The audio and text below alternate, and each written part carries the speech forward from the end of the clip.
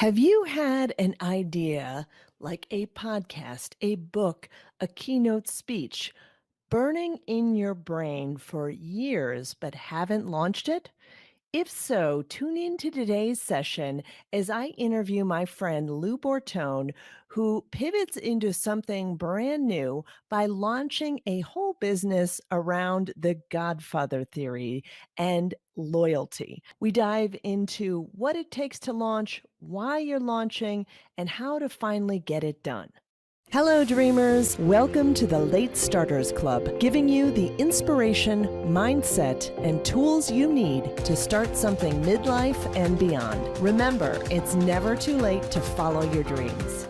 Hey, late starters, it's your host, Andrea Vall, and I am here with a longtime friend of mine, Lou Bortone. He is a video expert. He is a ghostwriter, an author, a speaker, and producer. And he said in his bio, he keeps his friends close and his enemies closer, which is ridiculous because he does not have enemies. So so welcome to the show, Lou. Thank you, Andrea. It's so fun to be here. Thanks so much for having me I on. know. It's so fun. We like way long ago. I just even like almost forgot about it. Feels like a lifetime ago, launched Mhm. a product together along with fabulous people like Vivica von Rosen and who I don't even know. Phyllis was in there. I was in there. Yeah. You were in there. I don't even remember. And Mhm. I think I forget who all was in that product Yeah, that we're was. like we're like the social OG people now. We are totally OG. We're so OG. And I am super excited to talk to you today about your newest evolution, iteration in your career. And we were talking before the show a little bit about pivoting. And I think Mhm. that's a really cool thing to explore on this show, Yeah. pivoting into something brand new. It's can be a little bit scary, but Lou is launching a whole Godfather theme brand, Godfather podcast, Godfather keynote, Mhm.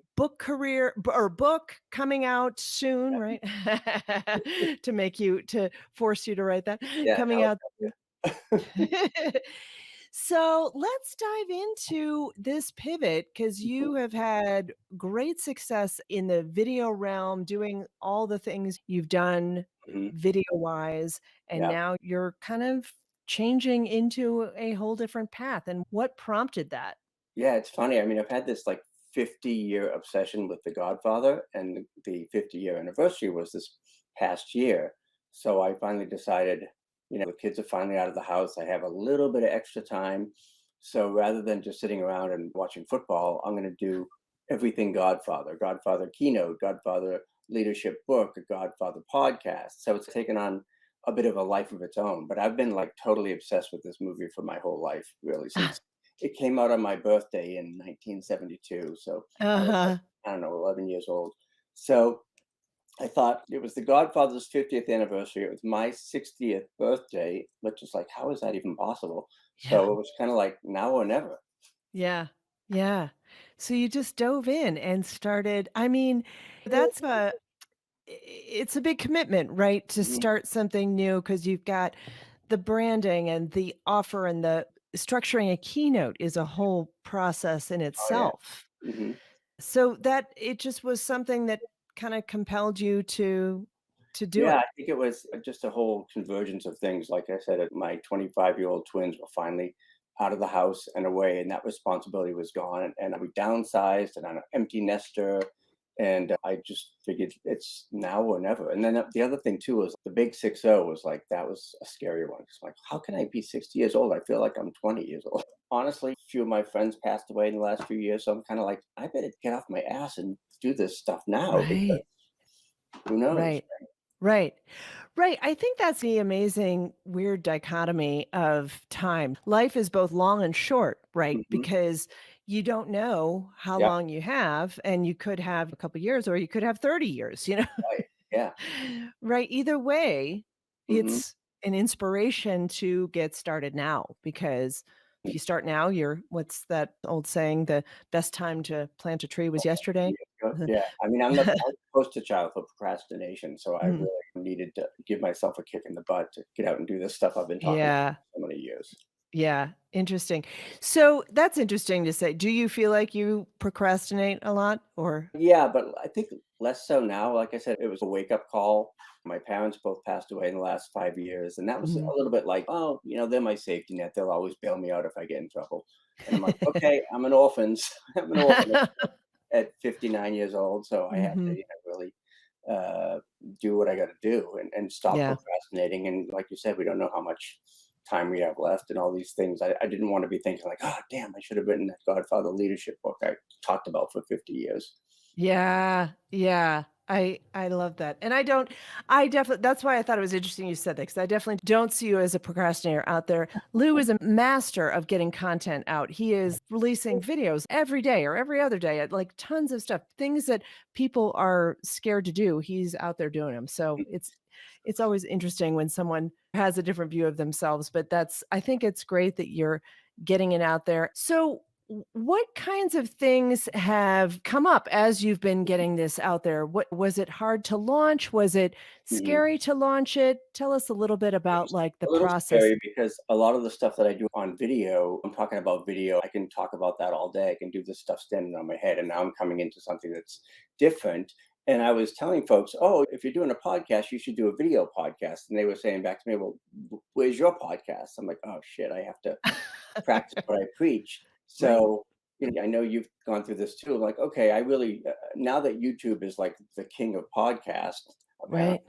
I really have to do this, and I got Yeah, to go out there and do it. And I had no idea, like as usual, like I bit off way more than I could chew. I had no idea it would take this long and yeah, be this complicated, but I care about it and I want to make it really good. So I'm just putting as much time and attention as it needs. yeah, yeah. Yeah, I know it is way more involved. I just start a podcast and Oh yeah. yeah, the branding and the editing and the learning this new Hmm. skill is a challenge. So, you know, talk about that to like, how has starting this and pivoting into this kind of in midlife been a hindrance and a help in that case? I mean, it's a hindrance only that I'm trying to find a way to bring it back to my main business. And what does this have to do with what I do for a living and monetizing it and that kind of thing? And what Yeah. I realized that what video, despite the fact that I'm an introvert, video is really about connection and building relationships and building loyalty. And my whole keynote is about loyalty is the new currency, which ties into the Mm. Godfather loyalty, my ancestry. They all came from Southern Italy, and whether or not they were involved in all that stuff, I don't know. But the loyalty was a big, big piece of it, and Mm, that's why I keep coming back to that. So that's sort of the common thread. So that's been a help, and the only hindrance has been wanting to be consistent about this, but I always put my client work first. I'm sure all right. you do. So it may be 11:30 on a Monday night when I'm trying to get the Tuesday podcast out. Right. Right. And definitely, I feel like as we've gotten older, I used to have lots more energy for that kind of. I'd be Mhm. up till 2 a.m. And it is sort of like starting a second job in Yeah. this case, Mhm. and but it has to the deadlines are there. They have to get met with clients. And then, but Mhm. also we've also said the podcast is coming out on Monday or whatever day it is. And Right. so those things force you to get it Yeah. Yeah. a little So more it's like when I efficient was in sometimes. in the old days when I was in TV in Los Angeles, when you had a show that had to be done at a certain time, especially if it was live, it's like the 6 o'clock news is not going to wait for you. It starts at 6. So I remember that, like from writing and deadlines and all that kind of stuff. I'm like, Yeah. oh yeah, this is what it's like to have a deadline. Yeah, for people who don't know, Lou's you've done so much. Lou was in television and broadcasting, back in the day, and actually, I'd love to see you had your Funny, I dad's. have my father's, not mine, my dad's Emmy. I followed Yeah, in his footsteps. He was in the TV business for 40 years in Boston, and I yeah, kind of followed in his footsteps and ended up in Los Angeles for many years, always yeah, behind the scenes. Like people are like, oh, it must be easy for you to be on camera. I'm like, no, I'm terrified to be on camera. Everything I did was on the other side of the camera. mhm, yeah, yeah, and I loved you talked a little bit before we went live here about this also being a connection to your dad.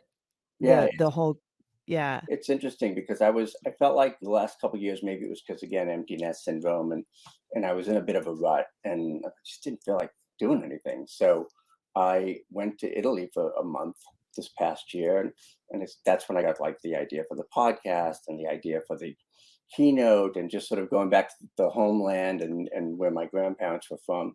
And in a way, it was trying to just reconnect with my dad and my ancestry, and just I missed that connection of my dad and I worked in the same industry. We went to the same conferences, and it was so fun. And they're like little Lou, big Lou, this Lou, that Lou.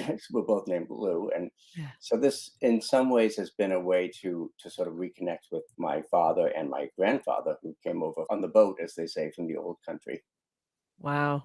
That I love that. I love that because I think as we get older, we crave a little bit more meaning, right? Hmm. And it's not just about the thing that's going to maybe make us money. It's Right. about what are we leaving behind? What's our legacy? What Mhm. is something we want to be remembered for? So I love that. It's funny because I think my grandfather came over in, I don't know, 1911 or something like that, just like in The Godfather, the boat going past the Statue of Liberty came through Ellis Island. And then the next generation, they had 13 kids, by the way. So my Oh dad my was one God. of 13. And that generation tried to really Americanize themselves. And then Mhm. my generation is trying to go back and say, no, I want to learn Italian. I Mm. want to go back to the village where they were born. They were trying to become more American, and I'm trying to go back to being more Italian. That's awesome. That's so great. Yeah. Yeah, so as you have had a career as an entrepreneur and launched that and now launching this new thing, Mhm, obviously it gets hard sometimes and there's all kinds of things that come up. And one of the questions I like to find out from people who are high achievers like yourself mhm, is what is something you do to get your mojo back when things are challenging, things are, mhm. you know, difficult? Yeah, I got this from one of my coaches, and you may know her too, Patty Lennon. When I was having a tough time, she's like, "Well, just stop, just unplug, just stop doing everything." I'm like, "No, I need to do more." And she's like, "No, Mhm. nothing for like a week." And I said, "I'm not doing a week, but I'll do 3 days." So I went to, they have these little cabin outposts, tiny houses called Away, about an hour away in the woods, no phone, no internet, no connection, no nothing. Oh, So wow. I just totally unplugged and put my phone in a little lockbox for 3 days, and just now I try to do that every 6 months and just say I need to unplug for a couple days and go away, and Yeah. then I come back with like three loose leaf notebooks full of ideas and stuff like that. So it Yeah. seems counterintuitive, like, okay, I'm really busy. What should I do? Oh, just don't work for a few days and go Yeah. off into nature. And I think the Japanese call them like forest baths or something, where you just like Yeah. go into nature. And Yeah.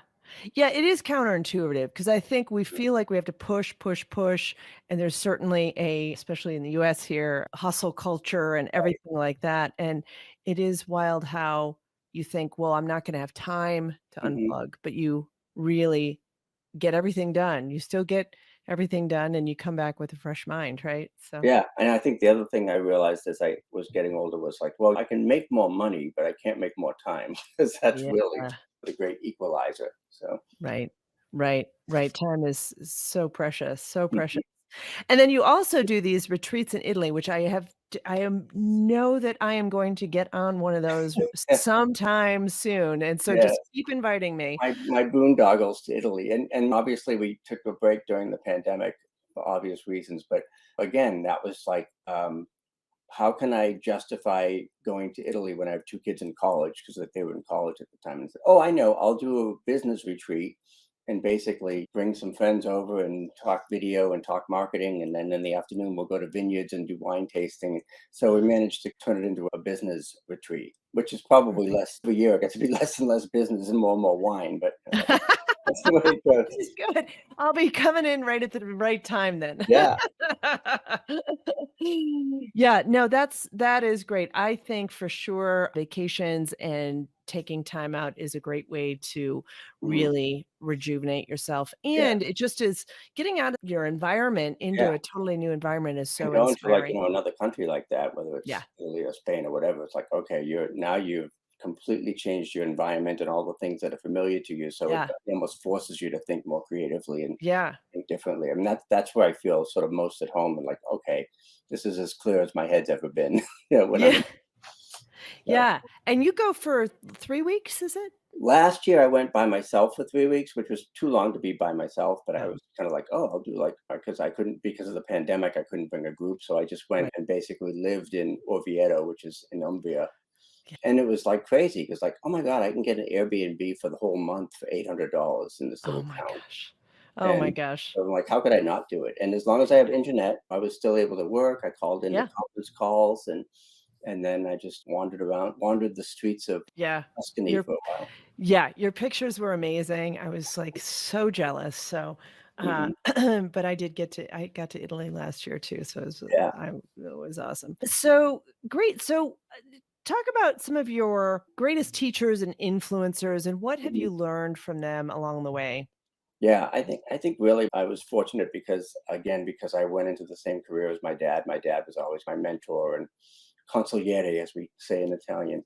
So my counselor, I could always go to him for advice and things like that. And the thing I think I learned from him was he was at the same TV station for 40 years. So Mm. it was about loyalty, it was about hard work, integrity, excellence. So that's why, like, when he passed on, I'm like, the only thing I want is the Emmy. Just give me his Emmy because that was our sort of TV connection. But really, it really just again comes down to integrity and loyalty and not being an a-hole. So I think that's a good motto. I think everyone should just yeah. right there. And then the only problem with that is like there are some people that call me Sweet Lou, and I think somebody on Shark Tank always says, "Don't confuse my kindness for weakness." Mm, You So yeah, I'm nice, yeah. but only if you're nice to me.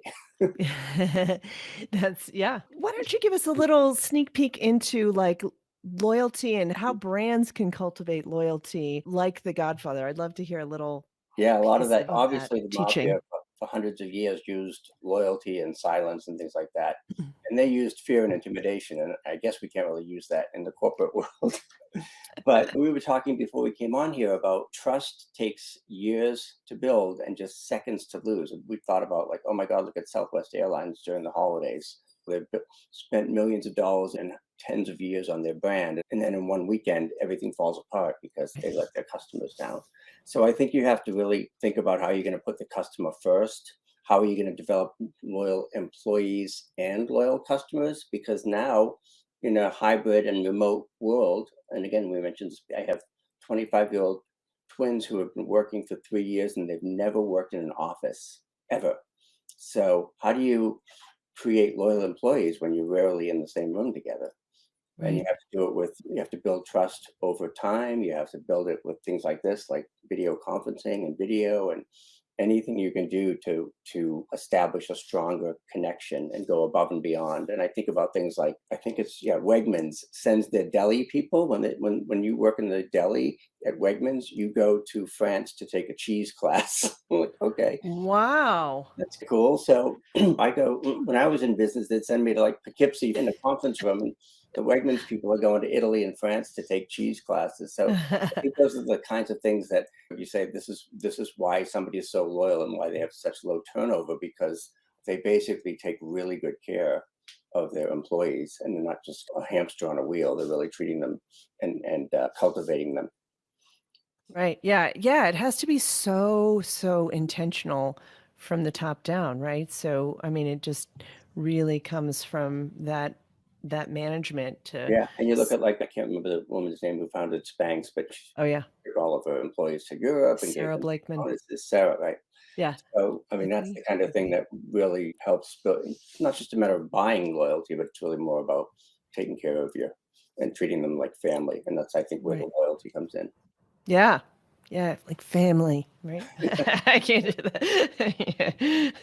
Yeah. I think that's why So I got so obsessed with The Godfather, because that's really the first time a movie portrayed Italians as like, okay, they're not just a bunch of Goombas and they're not all in the mafia. It's like a teeny portion, but I saw the dinners and the families, and every Sunday we'd go to our grandparents' house for Sunday dinner, and it would be 4 hours, and my yeah. grandfather would tell stories and all these quotes and proverbs. He made wine in his basement at the big barrels, and it Wow. just felt like so when I saw The Godfather, I'm like, "Oh, this rings true to me. This is really Yeah. feels like the real deal." Yeah. Yeah. That's great. That's great. So, one of the questions I like to ask guests too is What is an assumption that people have about you that is Mm, wrong? I think sometimes my shyness and introversion gets mistaken for arrogance. It's like, no, I'm very approachable. I'm just also very afraid of people. So I think a lot of it is people think they think that I'm really shy, which I am, but they see me on video and like, oh, you're so much quieter in person. You're so much more mellow in person. I'm like, yeah, because I'm not gonna wear the Moses wig and do the Ten Commandments of video at a conference. I'm only gonna do that in my living room on camera. So I'm probably not as outgoing as I may appear on video. I have like little bursts of energy, and if I go to a conference, yeah, I can be enthusiastic, but 3 days I'll have to roll up in a ball for 3 days afterwards and recover. Yeah, if you can be enthusiastic for 10 minutes right on the video and then yeah, not the whole conference.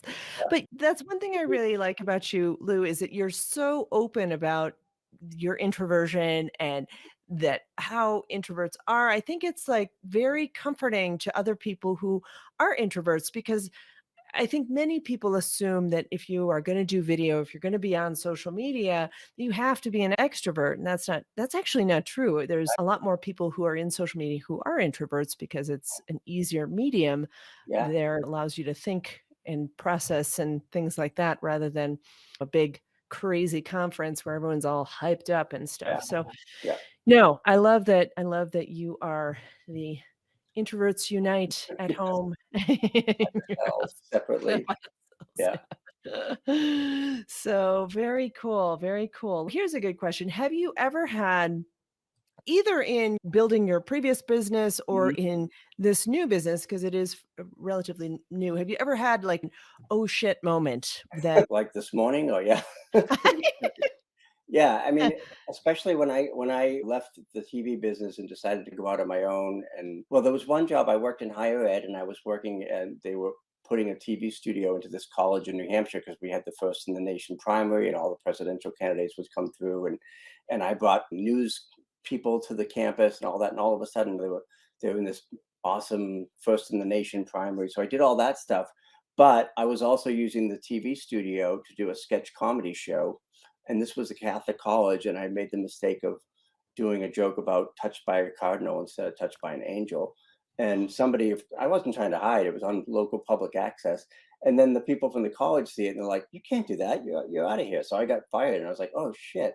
I got fired because I was doing a comedy show at the college station at night on my own time. But yeah, so it's kind of like I got so wrapped up in the sketch comedy thing that I sort of like, oh, I guess I may have crossed the line a little bit, controversy wise. So the Catholics kicked me out, and then I was like, well, I might as well just. I think I said to my wife at the time, I'm like, do you think I can pull $100,000 out of my ass in a year? So because that's kind of how you like. What do we do?